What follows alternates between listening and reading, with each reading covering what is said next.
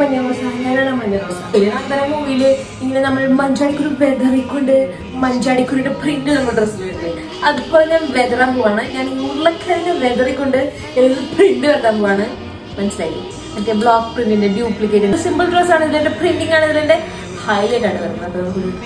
ഒന്നുമല്ല കൈസ്, നമ്മുടെ വെജിറ്റബിൾ പ്രിന്റിൽ ഇതാ തന്നെ സാധനം. പക്ഷേ ഈ നൈഫിൻ്റെ ബ്ലേഡ് ഞാൻ മാറ്റിയപ്പോൾ കിടന്ന് ഇളകി കളിക്കായിരുന്നു. അതുകൊണ്ട് കുറേ കഷ്ടപ്പെട്ടിട്ടാണ് ഈ ഷേപ്പ് ഉണ്ടാക്കിയെടുത്തത്. എന്നിട്ട് പെയിൻ്റ് അടിക്കുക, അച്ചടിക്കുക, കഥം.